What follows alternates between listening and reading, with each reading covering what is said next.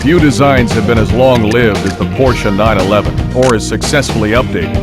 Its instantly recognizable silhouette has been around for more than 30 years, but with each revision, this rear-engined, air-cooled, flat-six-powered sports car from Zuffenhausen has been made to corner more aggressively, accelerate harder, stop shorter, and through detail refinement, look better.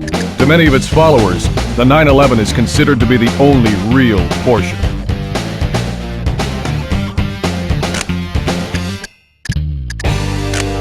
With 59% of its 3,065 pounds borne by the rear wheels, the 911's tail can still be made to step out by lifting off the throttle or braking under considerable side loading.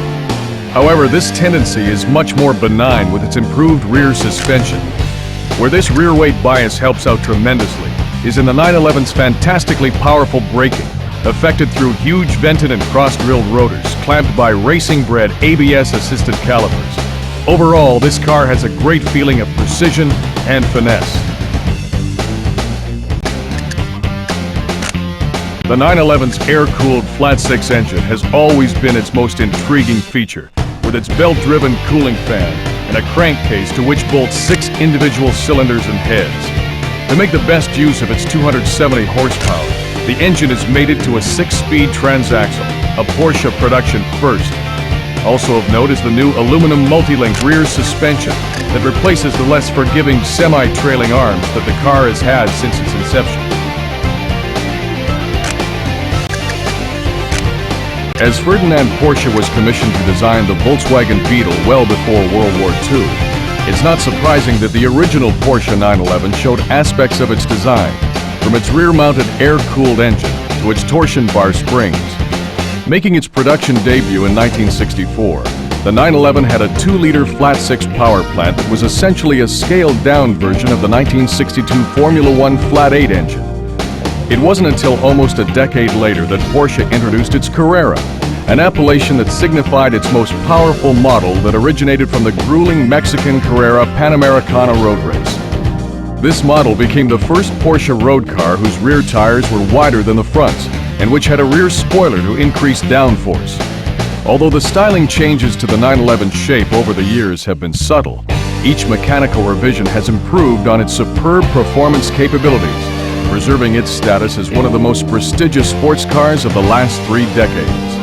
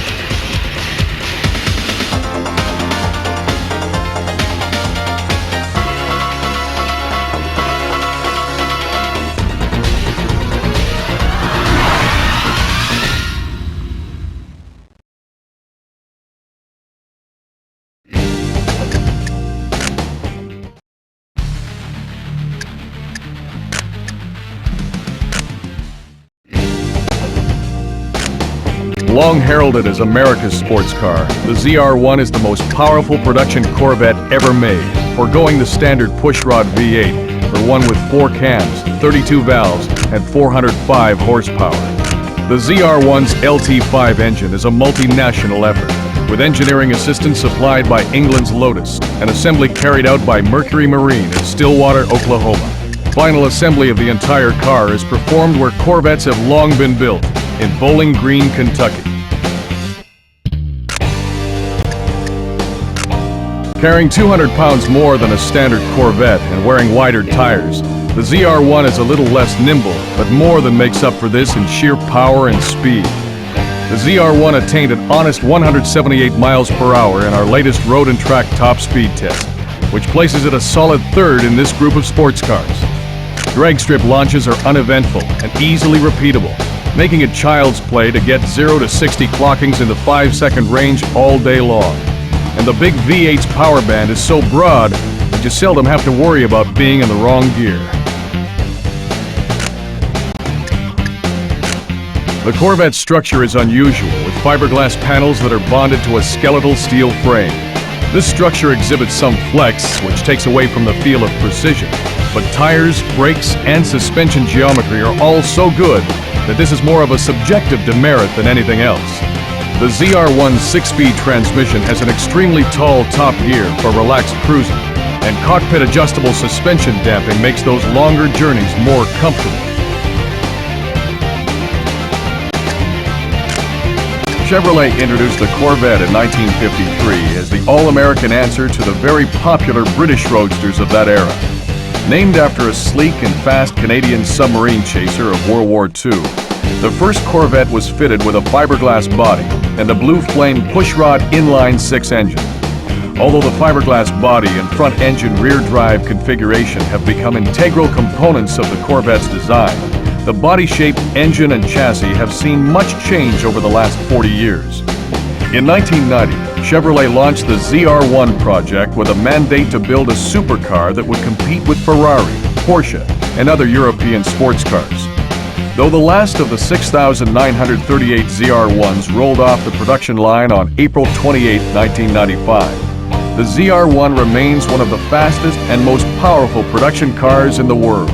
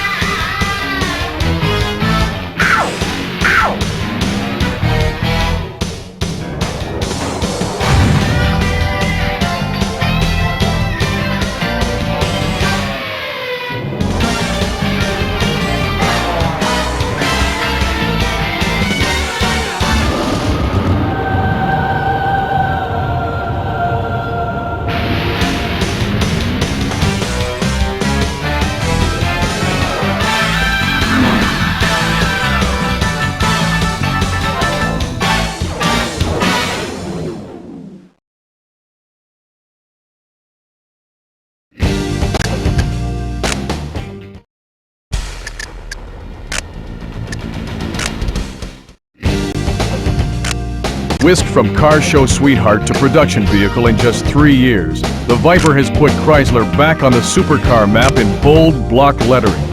The approach is brute force rather than finesse, as the Viper is really a car built around its engine, a thundering 400 horsepower 8-liter pushrod V10.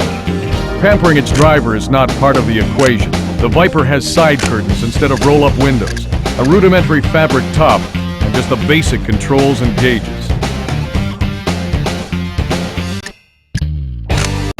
With its short wheelbase and an impressive 450 pound-feet of torque, the Viper can feel twitchy when exiting low-speed corners if you're not smooth on the throttle.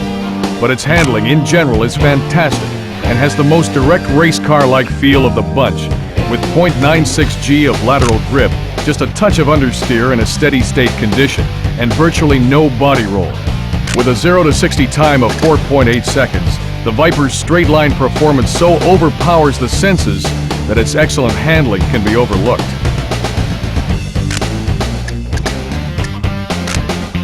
By far the largest production car engine sold in the US today, the Viper's 8-liter all-aluminum V10 shares the architecture of Chrysler's small block 360 cubic inch V8, but with 2 more cylinders grafted on. Its exhaust exits through side pipes incorporated into the rocker panels. The Viper's construction follows race car practice, with a square-section tubular steel frame, tubular double wishbone suspension with coil-over shocks and plastic bodywork.